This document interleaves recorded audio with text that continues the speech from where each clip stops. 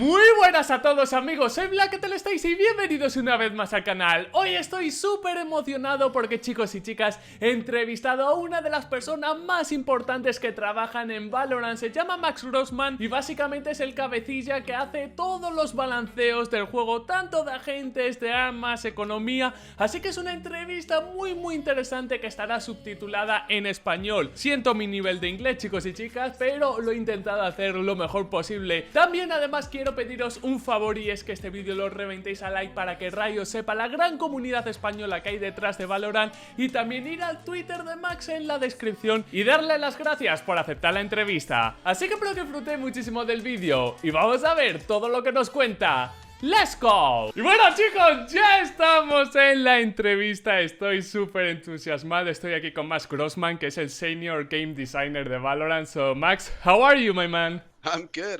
How are you? I'm fine. I have to ask you a lot of stuff. A lot. Hopefully I can help. Yeah. So the first question is about the last patch. What happened? Because I saw a lot of weird stuff on internet. Every now and then we come out with a patch that's got a bug or two, and this one had a particularly bad set of bugs that were not caught kind of early on. It turns out we've been doing a bunch of investigating on it, and there was a bug where players were not getting blinded by Omen's blind or Reyna's blind, but it was only sometimes. So that was what made us eventually roll it back. We're like, well, we don't know exactly what's causing this yet. It's better for us to just roll back the whole patch because this bug is completely breaking the game. Like, this is not acceptable. We have tournaments going on. We can't possibly let that happen. So we had to decide to roll it back, and we've been investigating what caused that bug ever since. And I think we've figured it out now, and we're working on a fix. Are you going to introduce the patch next week, or you don't have, I don't think we've announced dates yet, but we want to get it out as soon as we can. All right. I can tell you that much. Did you see the dolphin clip? Because still upload a video like the characters were like dolphins. Oh, did you see that? Yep, where they were just like laying on the ground. yeah. Don't worry. Yeah. Okay. Yeah, it was not our cleanest patch, but that's why we ended up rolling it back. Hopefully it didn't cause too much disruption. Yeah, this happens sometimes. So don't worry about that. We know that you are working really hard. And about Sentinels, why did you nerf Cypher and Killjoy? I saw that Nitro said something like it's because you want to see more Sage and Breach. That's true, or? I would not say that is the reason. We wanted to change up Cypher and Killjoy, less about power. Like, it was less about nerfing them and more about creating more interesting gameplay.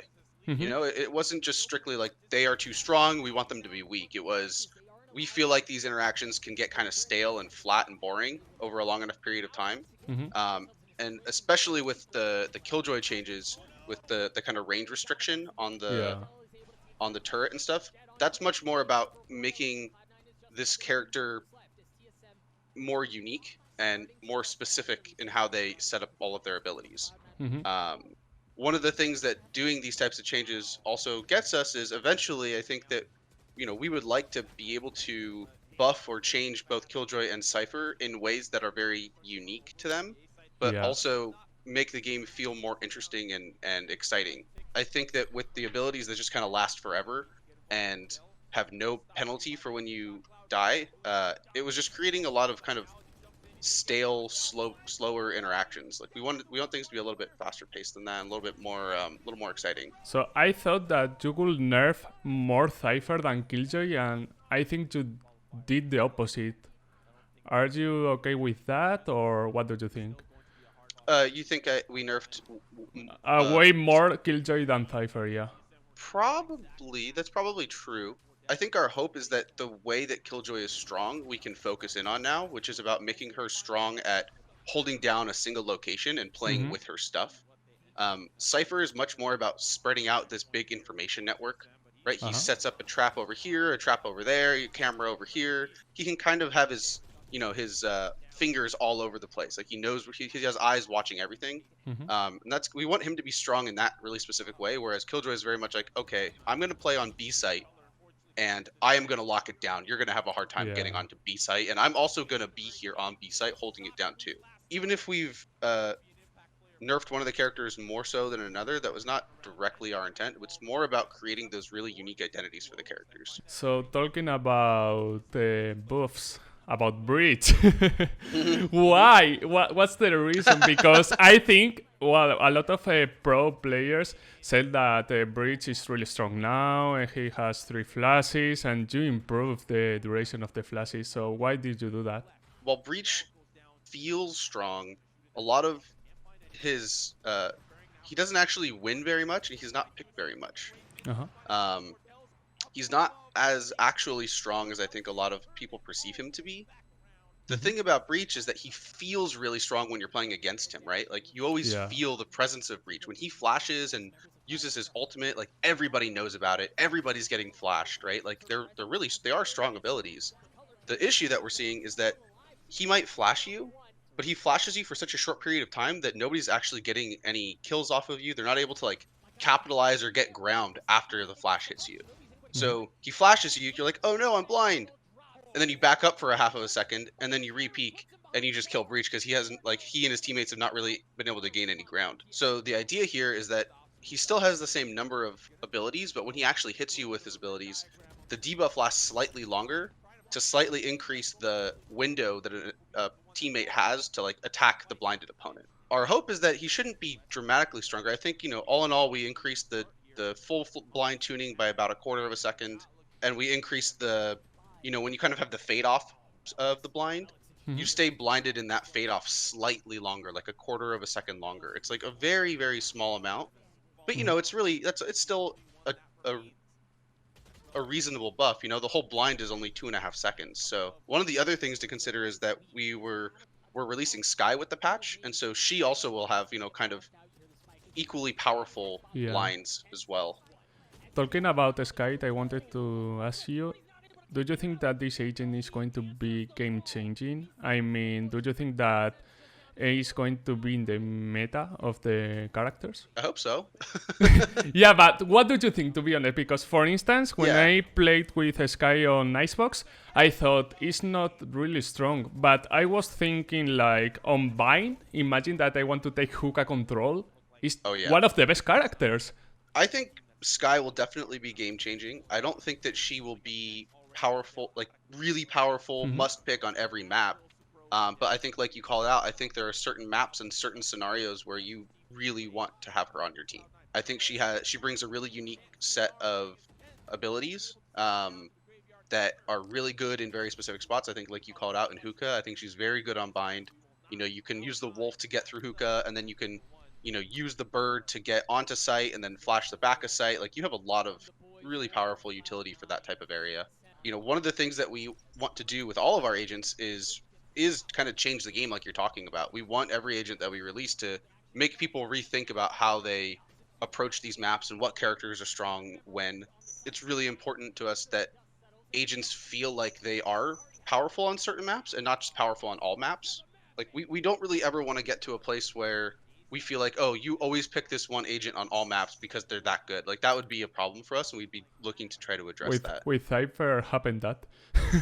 I think Yeah, so. yeah, I think a little bit. Yeah, I think Cypher is one of those ones that we definitely want to look at in that regard. More so at the pro level than at the like matchmaking level. But at the pro level, we see so much Cypher. It's definitely Yeah. something that we're keeping an eye on. About the Sky Hill, do you think it's better than Sage, or do you think that it's going to be a Sky for Sage? I think it's not really clear cut. She can heal more teammates, but she has to have her gun down the whole time, and she has to channel it, and they have to be next to her. There's like a bunch of, and it costs money in the shop to buy. Like you have to spend money to get the heal every round. I think there's a bunch of trade-offs and a bunch of reasons why it's not better. You can't heal yourself, which is a really big one. So when you end up in those, late round situations where it's like a one-on-one, you can't heal up at all. You're just hurt. You can never heal yourself. So my hope is that there's enough trade-offs in why one is better and more flexible than the other one. But we'll see how people end up playing with it and what sentiment is around it, and if we have to make adjustments, we will. To be honest, I prefer the Sage one because with Sky, I remember that I was trying to heal everyone and I had to follow them, and I was like, it's not the thing I want to do. I want to shoot. So so hopefully that decision is interesting, and people consider one over another for different situations. Talking about Sage, well, at least I think in the Spanish community we love Sage. Do you think Sage right now is okay, or do you think that is a way too much nerf? So I said this in another interview. I think that Sage is pretty strong right now. Pretty strong. All right. She is still very good, and I know that flies against what a lot of people think. I think the biggest thing about Sage that's changed is that she's not as incredibly powerful on all maps and in all situations. I think the community felt this. She was basically a must pick on like every map for a lot of the community, right? And that's the exact problem that I was talking about earlier, where we don't want people to ever feel like they're that powerful on all maps. Sage is really, really good at stopping that and slowing those things down. Her ultimate is still, we didn't really hurt her ultimate. Her ultimate's still one of the best ultimates in the whole game, I think. I think it definitely, especially with the wall change on her, I think the way that people have to think about playing her is more difficult than before. I think now the wall, instead of, stop people rushing, I'm seeing that now they are like creating walls to pick in certain, angles that before you didn't think about, because you use the wall to stop the rush. And now I think people is creating other stuff with the wall. And now I want to talk about the weapons. First of all, I love the operator. I was upper on CSGO, but right now I'm pissed because I think the operator right now is really bad. I don't know. For instance, I don't see people using the operator too much. It's like maybe 1-2 operators per game. I don't know. What's your thoughts about the operator? Do you think that the nerf was too much? Is that what you wanted, or what do you think? I don't know if it was too much yet. I think it's possible. My current take is that the nerf did exactly what we wanted. People are a lot more thoughtful about when they decide to buy an op. That's probably one of the biggest components of the change, is just how expensive it is. So I think that that's one of the things. We want the gun to be extremely powerful. We want it to be present in the game, but we also want it to be something that feels like a luxury or a huge commitment when you finally do buy it. Like it is the strongest gun in the game by such a wide margin that we want it to really feel like something that when you do buy it, you're making this really big gamble.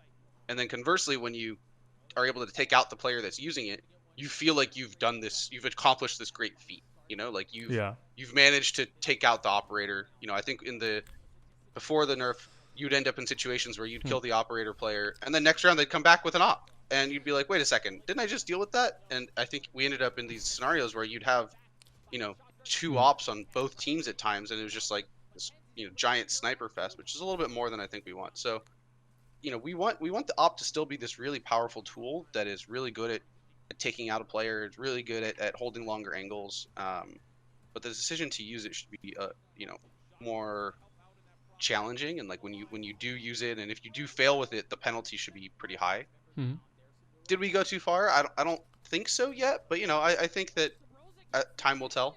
Yeah, to be honest, I think the operator need a nerf, but I think just in my opinion for sure, maybe it was a better idea nerf or the gun or the money. Not both together for me is a way too much. For instance, that's fair. If you go to an overtime, you have to, and I want the operator is like I can't, I can't because I don't have seal, for instance. We don't have like a super strong opinion about the current overtime tuning for the operator. That's definitely something that we might be taking another look at. But yeah, I think I definitely hear you. We made the gun a lot more expensive, and then we also made it just worse. Please. So I could see a world where some of those numbers get tweaked. I think it's still one of those things that we want to keep our eye on it. The op's a really weird gun where data doesn't help a ton because it's such a specific gun. It doesn't show up a ton, and when it does show up, it wins most of its fights, right? Like it's a one-shot sniper rifle. arguably the most important gun in the game. And so it's something that we really do want to keep our eye on it. And if we need to make, additional adjustments later, we always will. Talking about the economy, we'll talk about the overtime, but I think what you did in this patch in 1.11, I think is really good because I felt like if you won, I don't know, 3-4 rounds in a row, you had the economy for the whole half. So this is it's the only thing you are going to do, or are you thinking about do more stuff about the economy? Oh, the saving changes? Yeah. I don't think we currently have any plans for the economy. This was kind of our next big change for it. Mm-hmm. I think we kind of want to see how players play with this and kind of see how this set of changes works for a little while and before we decide to make any additional changes. No, it's because I think like if you win like a lot of rounds, 3 or 4 is not a lot, but it's okay. To It's have enough. Yeah. To have. I mean, you can buy Vandal every round.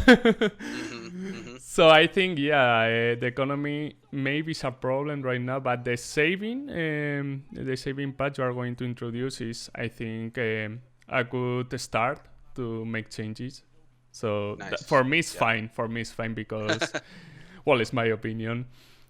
And the last question is, what are you going to focus in the future? I mean, for instance, Viper and Brimstone. I think no one picked that agents. Yeah. Or what are you going to do? I mean, are you going to focus in agents? Are you going to focus in, I don't know, maps? Yeah, no, I think that's a great question. I think primarily, I mean, for me personally, I tend to always focus on agents first just because that's what I work on the most. We'll definitely continue looking at agent balance, especially with all the first strike tournaments going on. Yeah.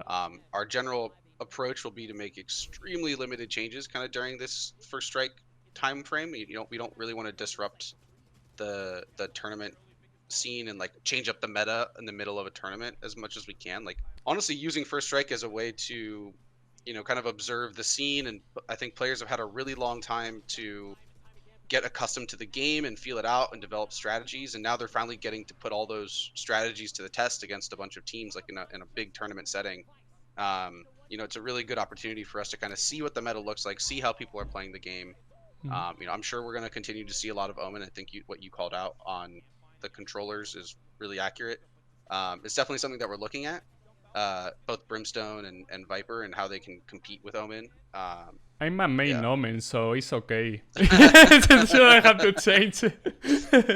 Brimstone and Viper are areas that we want to continue to look at. And then I think also, we've talked a lot about the balance of attackers versus defenders and how initiators and sentinels kind of fit into that equation. I think that's something that we'll continue to look at, especially as First Strike goes on, and just see how people end up playing the game and trying to adjust from there. What do you think? Right now is this game is more easy to attack or defend? Right now in this meta? It's probably a little bit easier to defend, I would say. Just a little. I don't think it's like a lot easier, but onus is always on the attackers. They're the ones that have to get onto a site. They have to coordinate 5 people, get in there and take apart a whole enemy defense, especially with sentinels. I think is that, like, sentinels make it really tough to attack sometimes. The operator was also in that category of it made it really hard to attack sometimes. And that's kind of the point of the gun. So it's all just within minor adjustments that we're trying to do. But one of the other things that we want to do is we don't want to change the game too much because we want players to actually go and have to figure out some of these challenges. But if sentinels are really strong, it doesn't mean that it's just that the developers should go and make them weaker. It could just mean that we need to give the players more time to figure out creative, new, interesting strategies to overcome this power of sentinel. I think you sometimes should be worried, like if people choose 3 duelists or I don't know, or maybe enemy with a lot of, a team with a lot of flashes, and you have to think about like, what the hell should I do right now? I mean, that's something that we honestly we've talked about that idea internally for a really long time. This, like, we call it utility stacking, where you take 3 controllers and you just have you smoke the entire map, or you have only sentinels and you're just impossible to attack onto them, right? Because they just are so defensive. You know, we want to try to end up in a world where you feel like there's a good reason to always be picking people from the different roles, Yeah. because they're hopefully bringing something to the table that you feel like you can't live without. Well, Max, thank you so much. It was a great interview. I think people Thanks. learn a lot about this interview. So Yeah, I hope so. I hope see you soon in maybe Yeah, a absolutely. few It was fun. months, maybe for episode 2. Wow, Yeah, this that'd will be be awesome. so I would love to chat. excited. Yeah, I would love to chat. That'd be great. Thank you, man. See you. Cool. Thanks. I'll talk to you later. Bye bye.